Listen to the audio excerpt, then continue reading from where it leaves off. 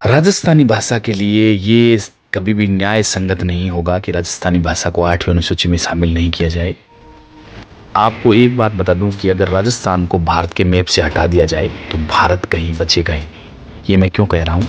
1191 और 1192 से पहले 700 साल तक विदेशी आक्रमणकारियों ने आक्रमण किए बार बार, लेकिन यहाँ के वीर पुरुष, चाहे महाराणा प्रताप हो, चाहे सांगा हो, चाहे वो पृथ्वीराज चौहान तक, नाम कम पड़ जाएंगे, मैं खूब नाम दे सकता हूँ। लोग महाराणा सांगा को गद्दार बोलते हैं, लेकिन वही महाराणा सांगा जिसने विदेशियों से भारत को बचाए रखा।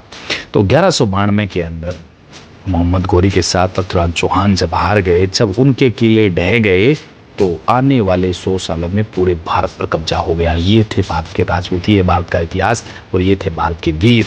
और इसी को देखते राजस्थानी भाषा को सम्मान मिलना चाहिए। दूसरी बात, आगे आने वाले 100 साल के अंदर जैसे ही मोहम्मद गोरी यहाँ पर पृथ्वीराज चौहान के साथ जीता, तो कुतुबुद्दीन ऐबक गुलाम वंश, जो साथ में जो गुलाम आया था, कुतुबुद्दीन ऐबक ने यहाँ पर गुलाम वंश की स्थापना की। और 1192 से लेकर 1947 तक भारत विदेशी आक्रांताओं की धरती बना रहा। कि पृथ्वीराज चौहान के बाद में भारत विदेशियों का गुलाम रहा, लेकिन फिर भी महाराणा प्रताप, महाराणा सांगा, बहुत सारे ऐसे राजपूत राजा थे या बहुत सारे ऐसे वीर पुरुष थे जिन्होंने राजस्थान को तो फिर भी बचाए रखा, विदेशी आक्रांताओं के कब्जे में रहा।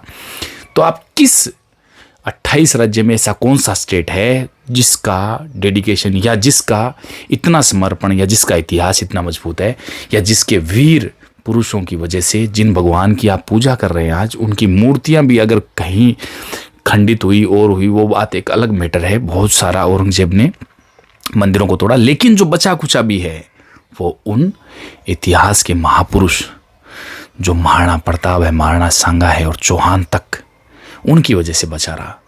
तो राजस्थान के इतिहास को कम मत आंकिए,